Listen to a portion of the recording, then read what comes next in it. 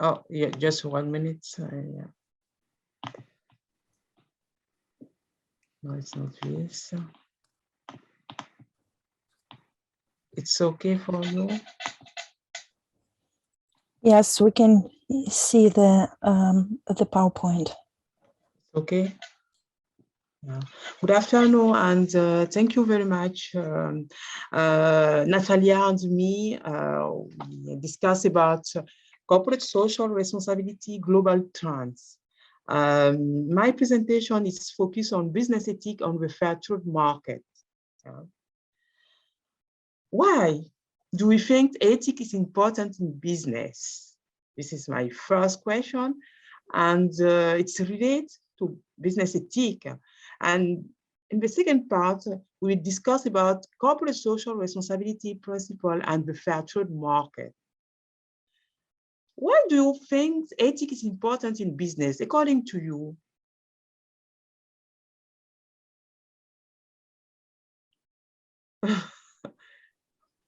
I want to have your idea or if your opinion about it. We think that the consequences of human activities and global warming increase day by day, and we continue in this context. We have deforestation, intensive farming, and industrialization. And the question is, why really? We have the consequences of human activities when we decide to increase production or invest some products. And we know that we have rising temperature, precipitation, storms, floods, and melting ice, depend of the country and area. For example, in Africa or India, we have flood and storm, and regularly this can impact production, not only conventional products, but ethical products. So why we do things, ethics is important. What is good, what is not good, what is best, what is not best, and what is real. So we analyze this situation in business context. So we speak about business ethics. The moral rules, we think that this is good because it's linked to our culture or religion, etc. But here we are interested for business, how businesses operate, how businesses decisions are made, and how people are treated. It's necessary to consider all partners, not only shareholder, but stakeholder in general. We have shareholder because they invest, but we have consumer, suppliers, retailers, etc. And business ethics can be imposed by law. Sometimes firms or a person can say, okay, this is bad, but it's interesting for me. It's my own idea, my own interest. So we think about this concept, and we analyze this context, and we compare to goals, organization goals. Their goal can be for profits, such as franchise restaurant chains or clothing retailers. And near this profit goals, we have goals which can be more altruistic, such as non-profit organization. This part of organization interests us. So how a company can be socially responsible? We take responsible action for consumer, and perhaps invest in ethical products. Ethical product can be biological product, can be fair trade product, or other. It can be interesting, invest and produce good product for environment. What means? Reduce harmful impact of the environment, not use pesticide, for example, ecological obligation also for public authorities, government, and companies. So we analyze one product, one kind of product, fair trade products. What means fair trade and why we are interested in fair trade? It can be interesting to understand the links between fair trade, standard, and corporate social responsibility principle. The fair trade concept is initiated by social enterprise, social economy, association or foundations that are not motivated by profit. This is very interesting because we focus on a profit organization. And here we say that it can be interesting, focus on social objectives. What mean these social objectives? And why a firm oriented the goal on social objective? The market of ethical products, mainly fair trade products, motivate organizations engaged in the fair trade market, is to attract new consumers. Perhaps in my religion or my culture, it's necessary to respect producers or other farmers. So this can explain my position for fair trade products. But I can be motivated because they explain me, or because government explain me, or my teacher or others explain that if you respect this production, or if you buy this product, perhaps you can help a person in the whole. So they can prove their social responsibility. In which way? Fair trade companies focus their collaboration with organizations of the social economy. I give you an example, the example of the fair trade in the South Africa, not really, but the West. And here we have a producer. They focus on the fair trade label. We analyze the situation of the fair trade label in Africa, especially Ivory Coast, Côte d'Ivoire, where a fair trade can be a source of sustainability in production. We have the first standard, the social principle is the link to organization of producer within communities. This is the example. I discussed with this producer and they say that, okay, we engage in this way because the fair trade label help us. The fair trade label improve our condition, living condition, working condition, our family, children. So this can explain why we engage on the fair trade. It's not only because we sell the product, but it's linked to the family. The fair trade help them. The fair trade help their family. The fair trade improve their living condition. This is the first principle. It's linked to the first CSR principle, the social principle. The second is linked to the environmental principle. In the fair trade market, we focus on this principle when we decide to protect natural resources. I give you the example of the banana. If you see the plantation of banana, it's not the same that other plantation. They protect prohibition of dangerous pesticides, not use some products, and protect the producer when they work. And the last principle is the economic principle. In the fair trade market, we have a minimum price. It's not the same price that other markets. We have a pre-financing system. What mean? They help producer improve their condition and we give them something, not only buy their products. This minimum price means that when the price change in the market in general, the price of the fair trade product, fair trade banana or coffee or cacao, no change. This is very important. And then in the fair trade market, we analyze challenge and implication. What mean? What can be the challenge now? Support of producer for sustainability and responsible consumer, supporting their social action, supporting the environmental action, help women. It's not only the producer, but the family of the producer, children and women. And we can implicate them. The development of responsible consumption, promoting local consumption. What means?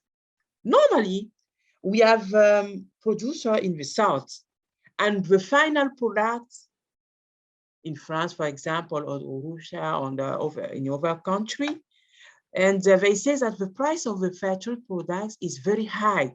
So it's not for me, it's not for us.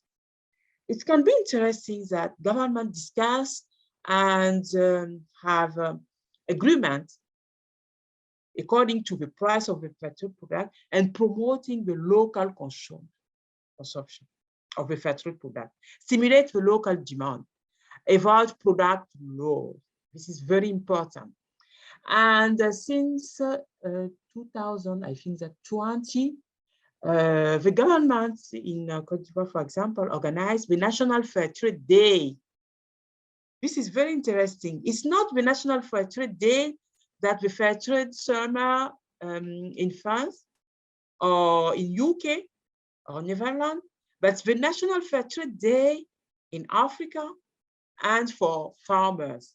Farmers take decision. We have consumer in this country, so it can be interesting to integrate the decision of farmers, putting agricultural producer back at the heart of decision. What means at the heart of decision? They can decide about the price of the fair trade products, not only industry, not only, for example, Natalia, I think that give you some example of the fair trade product, a final product, not only these firms. And the last conference about environmental aspects analyze this concept. They say that producer had the heart of the decision in this market. And finally, the fair trade label for producer organization, it's linked to some action to support producer, not only producer, but producer organization. This is very interesting because producer organization have power to discuss about their roles and their demand. When we discuss, when one producer or two producers discuss, it's not the same, it's for the group. So they can organize and decide what can be better for economic level, what can be better for our family, and they propose. Not the industry, not the European Union would decide, but producer. For a more responsible consumption, accentuate the meeting with actors, the meeting toward a sustainable production and encourage the responsible consumption. It's very important for our students, our community, in family, engage in the sustainability development to inform more about guarantees. The quality of the product is very important. Some of those things that, okay, the price of the fair trade product is very high, but it's the quality. Not only the quality, near the quality, you invest, you decide to develop and to help people and go in this way to develop the concept of the fair trade.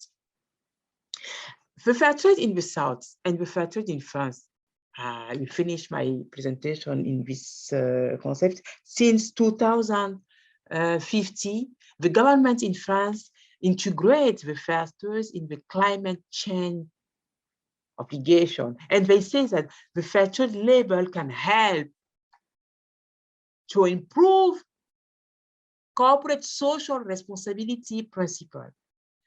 Firms must engage and not only consider producer in the South, but consumer producer in France, because these producers are concerned by sustainability development, and we are poor, and it's necessary to improve living condition of the producer in the South. Thank you very much for your attention, and if you have questions or need, we can continue after with Natalia. Thank you. Thank you so much, Mantiaba, for a wonderful presentation, and I will continue your thought. Let me do it like this. So thank you so much for inviting me to this roundtable discussion, because I really miss being at the conference, seeing smart, enlightened faces, and those who are interested in corporate social responsibility. I hope you can hear me well after all the situation, the previous sound issues. So I will continue speaking about corporate social responsibility global trends. Just one second about myself. My name is Cherepanova Natalia.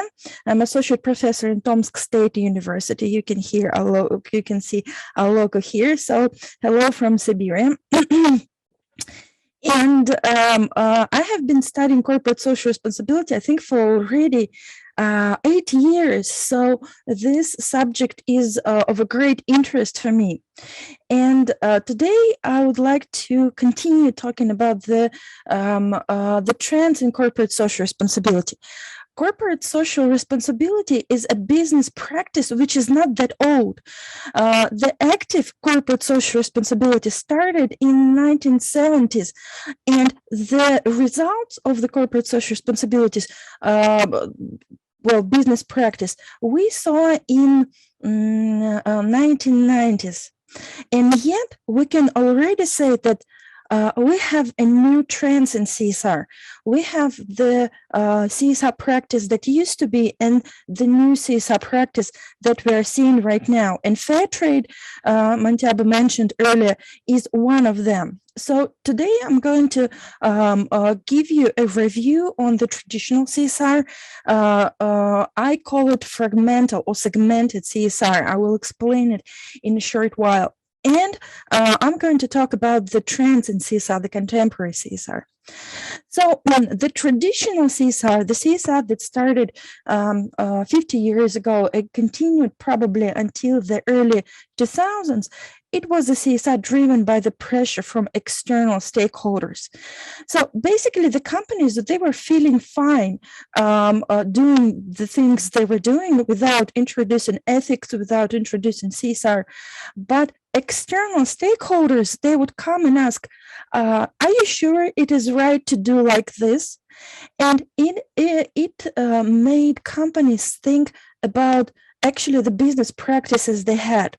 One of the example of this stakeholder pressure is the situation with big names business sweatshops. I give the example of Nike, but you can find this situation with big names like Apple in early 2000, with H&M and so on, even with the big brands like you normally wouldn't expect they do the sweatshops. And for the students, I will send and participants, I will send the PowerPoint, and some of them are clickable. So this banners, they lead to the article about the story, so you can read. So actually, excuse me, sure. Just it's possible to have a next slide. Your slide is the same slide. Really? Yeah. It didn't change. It didn't change the slide? It didn't change. No, it didn't change. It's still the first one. Yeah. So okay. Just yeah. Okay, it's okay. Okay. So if you Okay. don't click, It's okay. maybe just the arrow. You could use the arrow. Okay, let's try it again. Click it. Oh, maybe I can do it like this. So it is. No problem. Thank you. I can. That's I think okay. it is better to do it like this. So Yeah, it's okay. I was talking about me, and then I was talking about the traditional CSR, and now I'm talking about the big name business sweatshops. So these banners are clickable, so you can use them afterwards to read an article.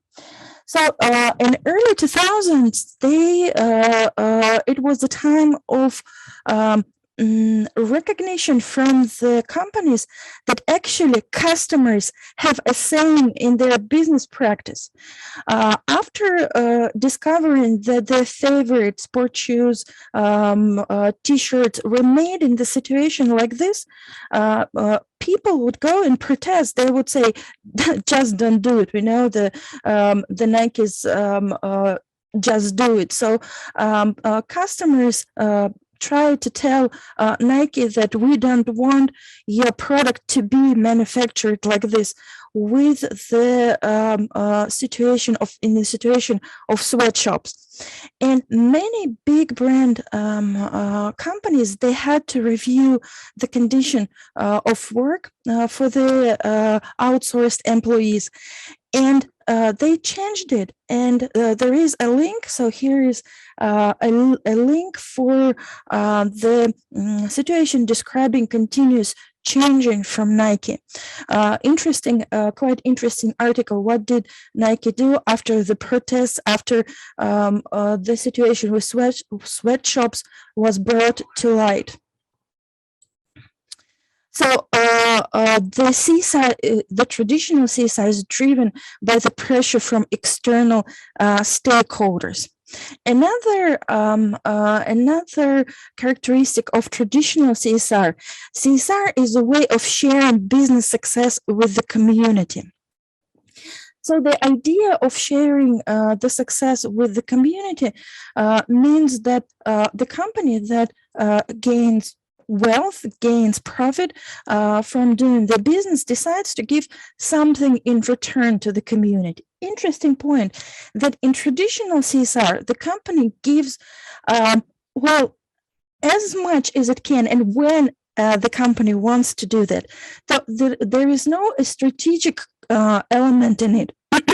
I can give and I can do the input in to the community development whenever I want and can. So basically, the community cannot count on me as a corporate citizen. Another characteristic of traditional CSR is a way of fixing business problems. We will see the Mondelez example through the presentation. So we're going to see it in a little bit later again. So in the early 2000s, Mondelez is one of the world famous snack manufacturers.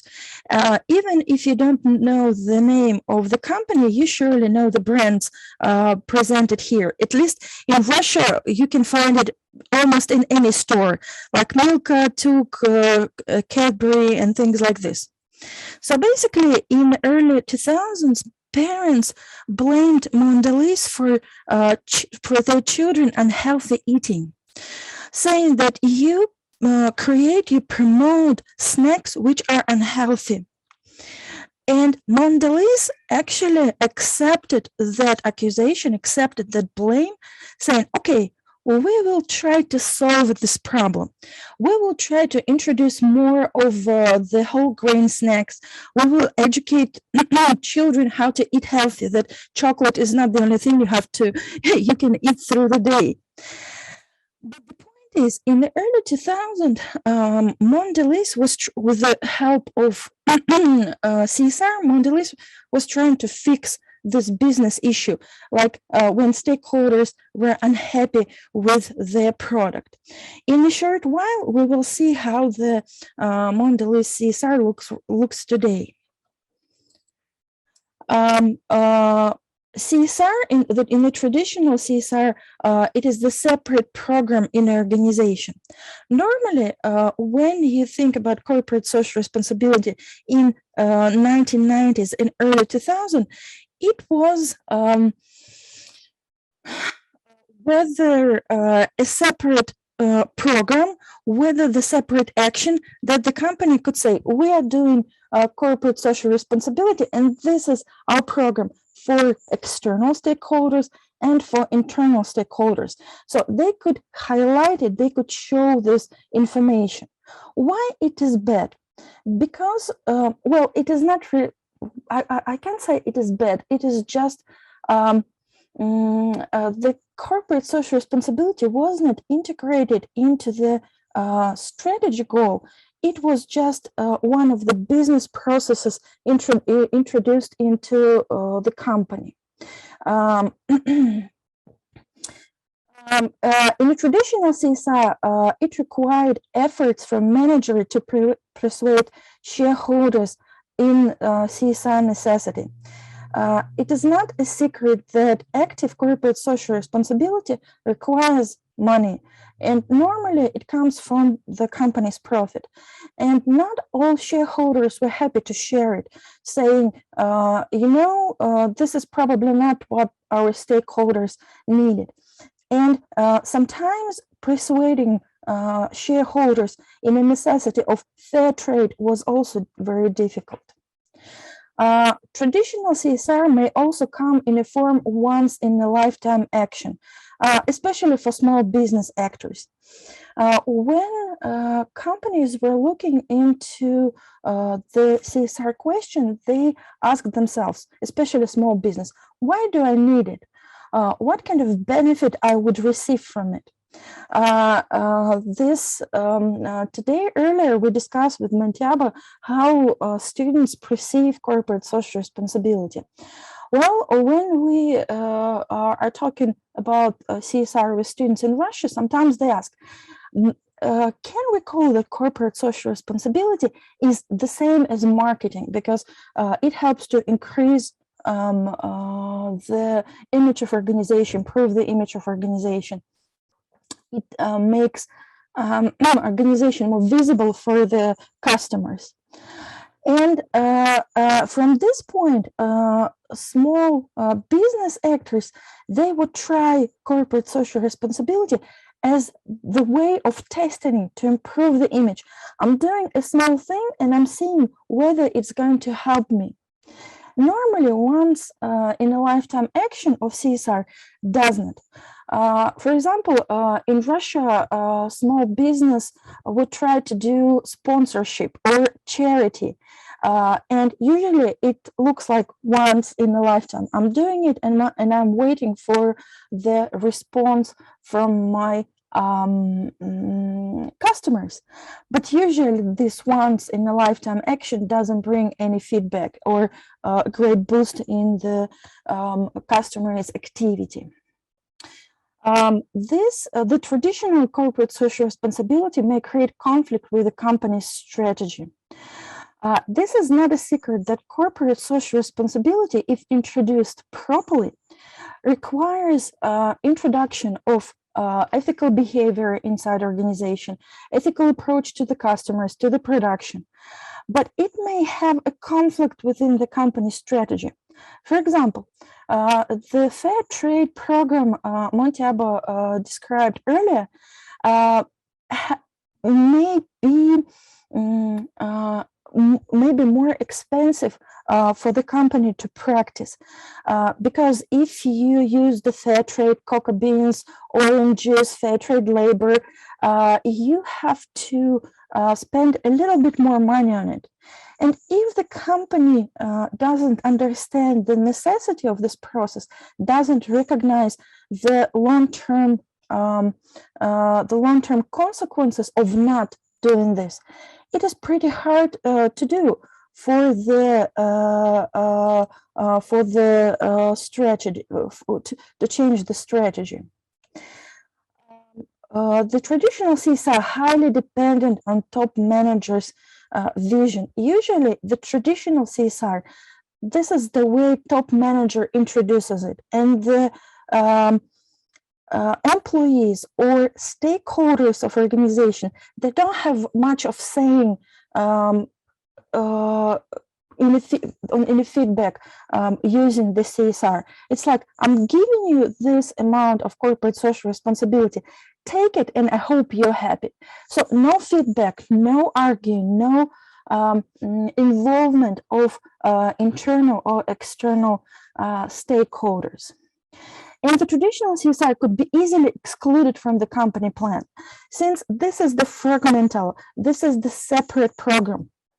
If we don't have money for it, if we are no longer interested in this project, we can say, okay, we are not doing this anymore. We can easily forget this CSR, the traditional one. I'm reading the messages in the chat, and I will comment on this in a little while. So, what about the contemporary or trends in CSR? I call it all-permeating CSR. This is what we are seeing right now. The corporate social responsibility is not a separate business practice we just introduced. Every single business process in the company starts with CSR. CSR starts being a prism for the decision making. Ethics become a background for the decision making.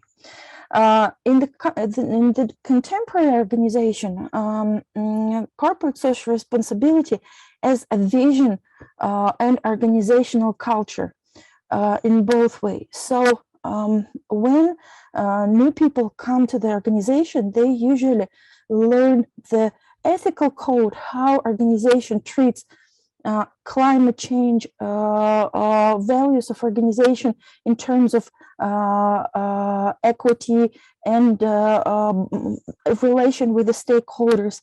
So everything starts with vision and organization culture. So CSR is not a separate program. It is part of entire organization, entire vision. Part of corporate social responsibility become a part of any strategic goal in organization. Not only the marketing issue, not only the customer relation issue when we want to impress the customer. No, from now on, every single process in organization is filled with corporate social responsibility. That's why I call it all permeating CSR. There could be interesting examples of it. So you can see two photographs here. On one photograph, you can see the sport shoes from Adidas, which is made from the plastic they got from the sea. So they take the plastic and they made sport shoes. So they clean the environment. They reduced the plastic weights that you can find in the ocean, which is a huge issue right now. And on the other photograph, you can see the ecological project from the Korean brand called Free. They told the customers that they invented ecological paper bottle. But the point is, nowadays in the new CSR, the customers are also involved into the corporate social responsibility of the company. And they say, oh, wonderful, I want to get this paper bottle. But one of them decided to look what was inside. And they found that actually the brand just used regular plastic bottle and the paper wrap around it. So it was a fake CSR. Brand was just doing a lot of, I'm sorry, we didn't want to offend anyone. But the point is, nowadays customers are not ready for just accept CSR. They are responding the CSR company offers. They say, we do the sport shoes made of plastic. This is great. You help to clean the environment. Another brand says, we make paper bottle, and customers say, really? But we don't see here, we can see here plastic. This is not good. So in the contemporary CSR, customers, they became a part of it. They became the creators of CSR for the company. Another interesting thing that in the contemporary corporate social responsibility, you can see, since CSR travels and integrates, is being integrated in all functional process in the organization, HRM, marketing, and so on. So you can see all processes improved and ethical elements introduced. I found actually an interesting statistics. I guess it is here. This is corporate social responsibility in HRM. It is not a secret that in the US, the maternity leave granted by the government is only 8 weeks. So basically, a company can call a new mom back to work after 8 weeks of maternity leave. I actually don't know how long the maternity leave is in France, but in Russia, it is a year and a half. So year and a half, mom can stay with the newborn, with a kid, and the company will keep her working place and will pay her money. So this is a good thing. But look at that. Look at this chart. It reflects how the American companies practice CSR. They say the government grants you 8 weeks of maternity leave, but we can give you more. So you can see that Netflix grant 52 weeks of maternity leave, both maternity and paternity leave. So the father can also stay with his child. And this refers to both like the born infants and adopted infants. Microsoft 22 weeks, and B&B 22 weeks, Hewlett Packard 10 weeks. Not much, but still, they give a little bit more than the government provides. Another interesting example I would like to show you. This is the Mondelez CSR of 2021. So let me go back in one slide. This is the Mondelez CSR of the beginning of 2000s. They say, we just want to improve the healthy eating style for the children. But what they are doing right now in the contemporary style CSR, sorry.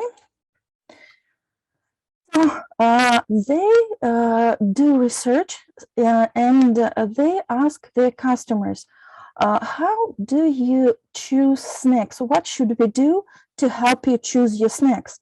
Not only the point of healthy eating, it goes without saying, but also this is their focus on easily recyclable packaging, lower waste packaging, from companies working to offset environment impact. So they are researching the opportunity for improvement in attracting the customer. And you can see the customer role, the demand is really amazing. Fair and lawful to all workers involved. So basically the customers say to Mondelez, we want you to be fair to your employees, be good to the environment, no extra waste on packaging, and easily recyclable. So this banner is also clickable, and it leads to the full Mondelez CSR report of 2021. Please read, it's really interesting. CSR includes active stakeholders engagement and customers approval, like we said. And just a little bit of information in the end of the presentation. I couldn't include the information CSR after pandemic. Well, actually, I would say during pandemic, because it's keep on going everywhere, unfortunately. I did my research and going back and forth on different websites, and usually companies they are not remain unaffected by CSR in terms of their own employees, providing protection, psychological support, financial support to the local communities, helping people around. So this is example of Toyota. This is also clickable, and example of Coca-Cola, the way they help all over the world to people fight the COVID. Also, I found an interesting article that analyzes corporate social responsibility, what companies, American companies, did to help their employees fighting with the consequences of coronavirus. You can see that the largest work from home, work remotely policy, like providing all the tools, resources, cleaning conventions and hygiene protocols. It happens everywhere. Use of personal protection equipment, extra bonuses, pay. So companies are not remaining aside from the situation going on in the pandemic, and this is also the trend, the current trend, because companies possess such a huge power, influence everything around environment, pollution, well-being of people, and stakeholders, they anticipate them being responsible, and companies are already not opposing it, they're ready for it. So thank you so much for your attention. I think I took a little bit more time than I was expected. I'm sorry for that. It's interesting. Yeah, welcome with the question, guys, and you can see my email. We'll be happy to hear from you. Thank you very much, Natalia. It's very interesting. I discover born ideas about manager when they say that they must engage socially, and you speak about the pandemic. This is very interesting because we know that profit organization focus now on social responsibility, and before the pandemic, it's not the same idea. I don't know if it's really your conviction. That companies need to help during pandemic. Yeah. You know, I think. You think? Yeah, if they focus on social responsibility, real or no, it's just because regulation and law say that it's important, consider salary or reduce. Yeah. You know, I can say from the point of Russian companies, actually many businessmen, they would react extremely socially, even without pressure from the government or the customers. Many small private companies, managers would say to their employees, I will, even though we don't work, I will pay you the salary from my own pocket because we're not making profit. And I know you have children, you have loans, mortgages, and I will support you because you have been with me for several years. And people appreciated this. People stayed loyal to the company. So once the lockdown was over, people would come back to their working places. So this is a really interesting question about the health and pandemic being a real CSR. Of course, it depends, but to my mind, it is companies. Well, if we go back to the definition, CSR is the company's volunteer desire to help, to support employees in local community. If you look at this from this point, it is corporate social responsibility. Yeah. Thank you very much. I don't know if students have question or my colleague. You're absolutely welcome. I'm so happy to be among people who are interested in CSR.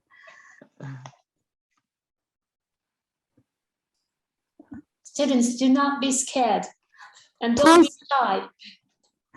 Please don't be scared and don't be shy. I know this is a little bit intimidating, asking question. While you are thinking about question, I have a question for you guys while you are thinking.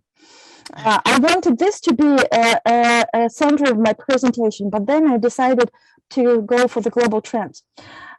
In Russia, even large companies who have active CSR, they invest a lot of money into it. They are not advertising it. They are keeping low. They are not informing wide public about CSR. When I ask my student, for example, this is your favorite brand. Do you know something about this brand practice in CSR? And they say, I have never heard of it. And when we Google it, we go on the company's website, we see a whole scope of CSR programs. And I ask students, why do you think, why Russian companies are keeping silence? Why they're not advertising their CSR programs? So maybe you guys have idea about it. Why would company keep CSR, the good program, expensive program? Why would they keep it in? Why would they keep silent? They're not advertising, they're not telling anyone about it. Maybe you have ideas. Perhaps it's an obligation, just because it's an obligation. They say that our value and expectation in this way, but really it's not for to respect CSR principle. Sometimes we say that it's greenwashing when we speak about CSR, and students say me, okay, madam, do you think it's real? I say, for me, it's real. But I can give you an opinion about the company. And I say that we have rules and regulations. They say it's an obligation for them. So perhaps I guess, Mantiaba, will have the same problems with students, because they also ask me, like, is it all about marketing? Is it all about increasing a profit after all? And yeah, and I also say that it is real for me. The programs companies are practicing, they are sometimes they're, you know, on the care of pyramid, sometimes they're on ethical level, sometimes they're on philanthropical level. So it depends on the vision. Yeah. But one of the issues, interesting issues we have in Russia, this is when you do something good, you keep it in silence. So you're not speaking out about it. And companies are not doing this because stakeholders are not that actively involved in CSR. So the company is doing something good, but stakeholders are not aware of this, and they're not involved, and they're not involved. So from this point, CSR does not become a marketing tool. To my mind, this is extremely interesting. So to my mind, si vous voulez poser en français vos questions, il n'y a aucun souci. Is your question? Yeah. Yeah, maybe you can write a question in French, and then Mantiaba can translate it to me. Okay, no because I don't speak French. Julien. I love the language. This is like music to me, but I don't speak it. Okay. No question, comments? Your idea about CSR?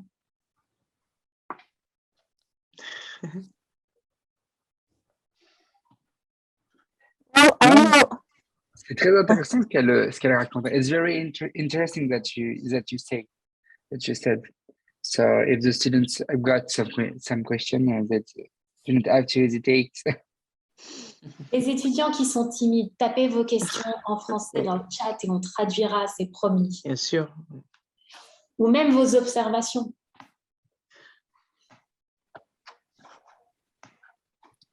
Ah, Aaron, maybe. He was pressing the microphone saying, no. Well, I also had a winter school.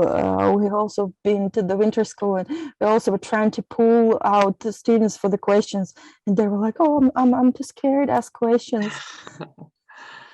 First, they're scared to ask question whatsoever, but they're scared to ask them in English, probably. Yeah, or That's the just point. comments, not only questions, can Like be these Zoom comments, your opinion about his presentation or about CSR and the trends.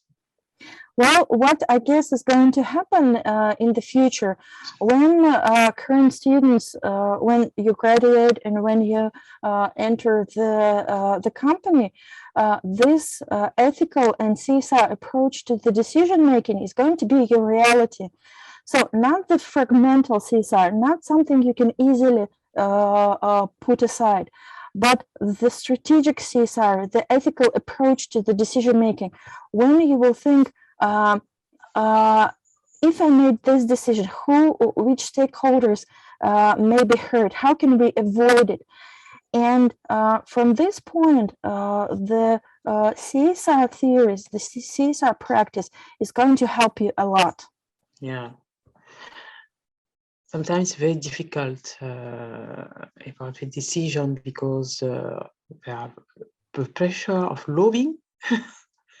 And it's difficult for not shareholder because shareholder invest, but sometimes for customer and suppliers. This is true, but the thing is, right now, the situation, the environment, the business environment, sometimes is very cruel to the company which are not practicing CSR and are not ethical. Oh.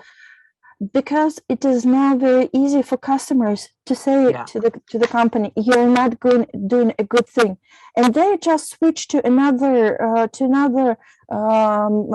company, and that's it. The company is left alone. That's why it is a choice for the company whether to practice CSR, and it requires changing all the processes. The production, the suppliers, fair trade, ethical HR, everything. Because now in the contemporary world, everything comes together. Everything becomes important. And ethics and corporate social responsibility, being an ethical company, becomes extremely important.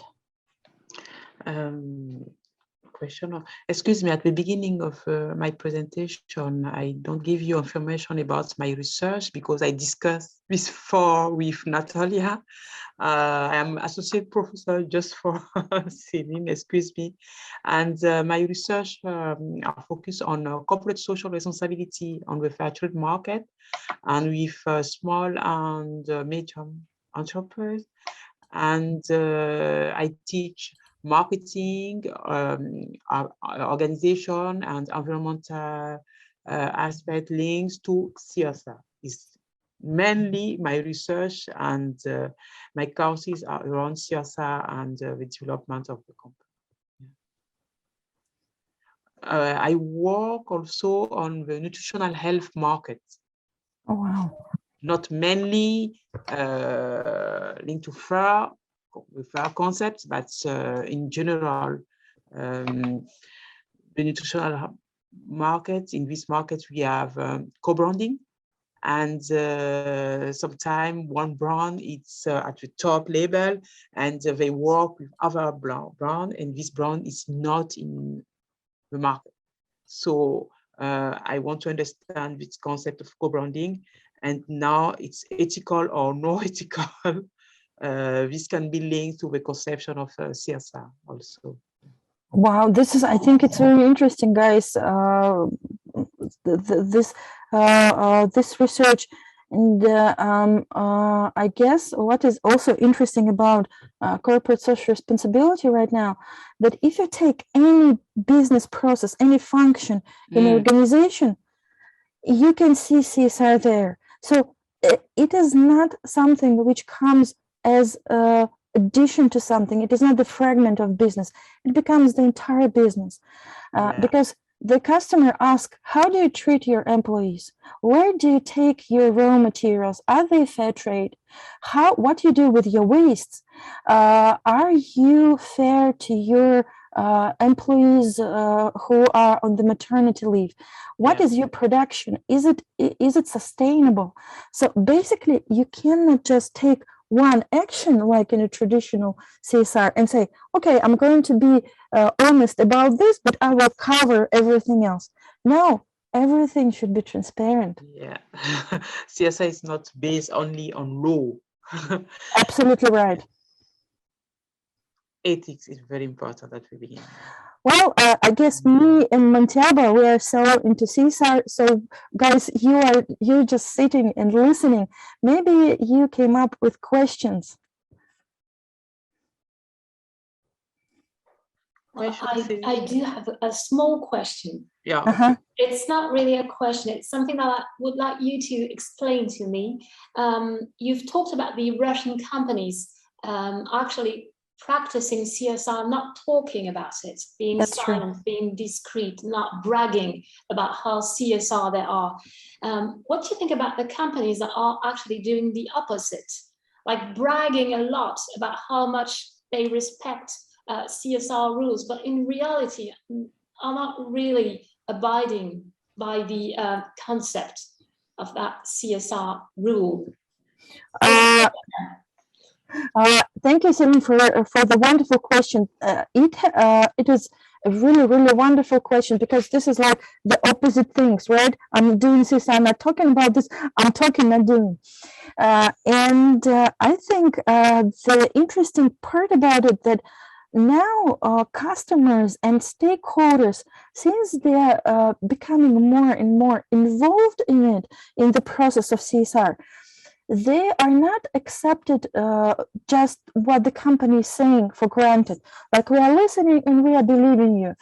Now the customers and stakeholders, they start asking questions back, like, you said you did this, but I don't see that. So now it is quite dangerous for a company to say about the things they did without not actually doing it, especially when it comes to such serious thing as people's equality, fair trade, equality in the salaries, in the gender difference, and so on. So it is quite dangerous, because customers can track this information down, and they will, because they're very curious.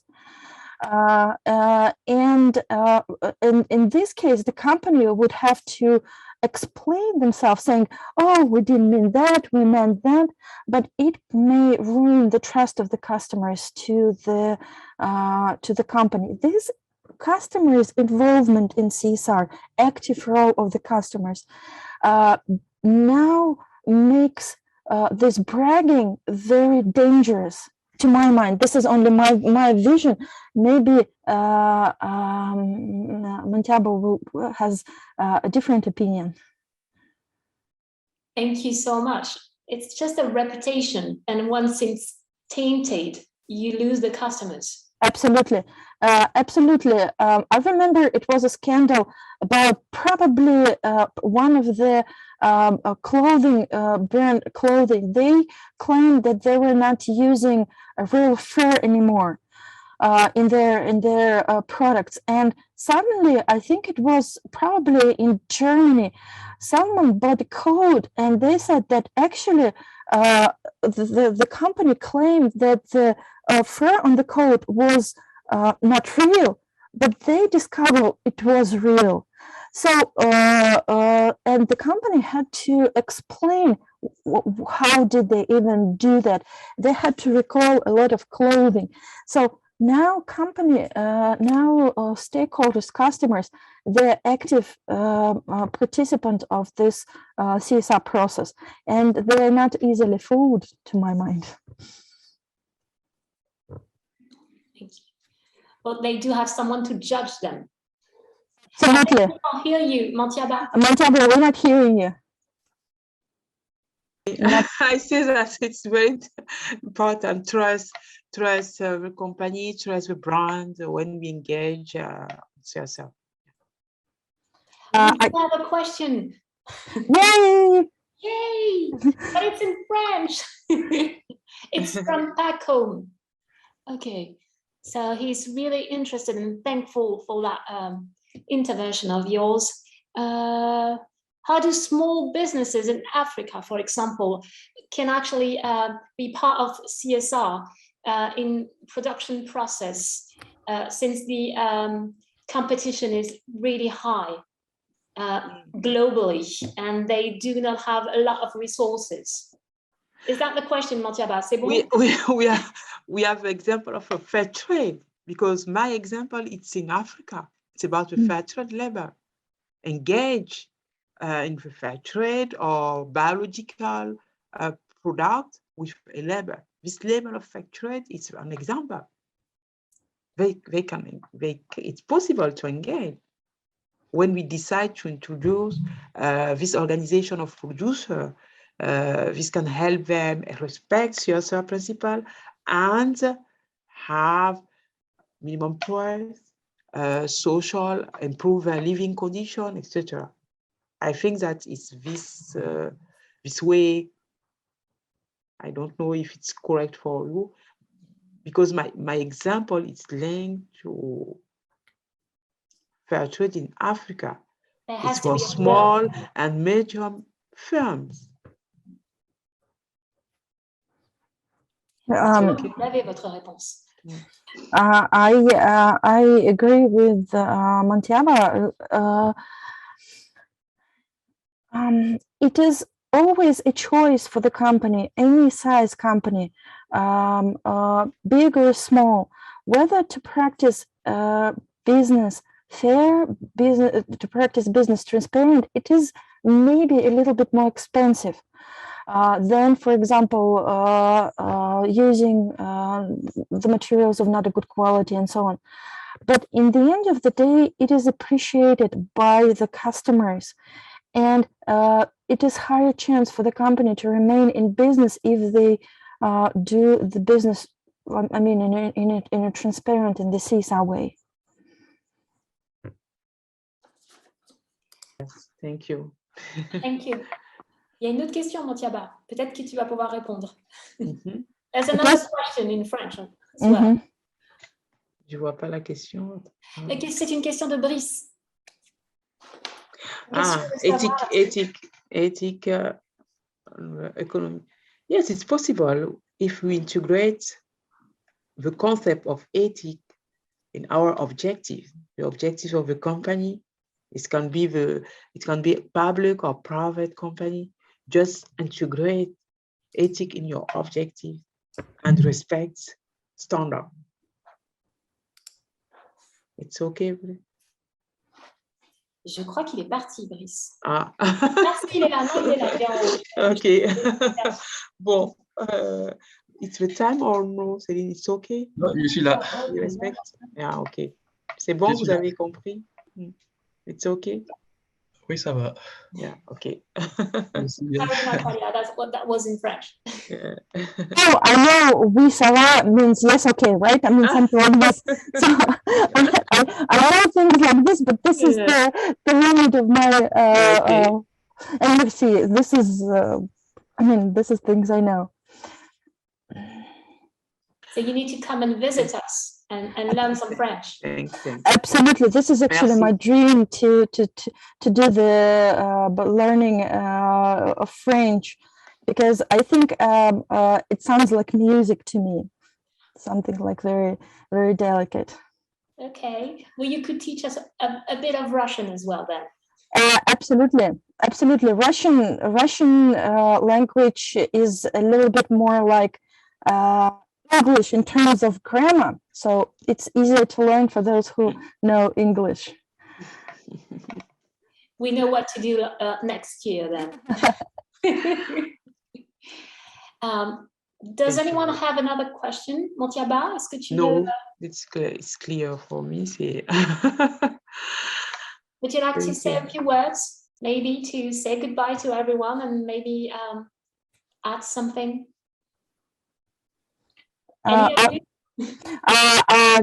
Guys, I will send the PowerPoint to Mantiaba.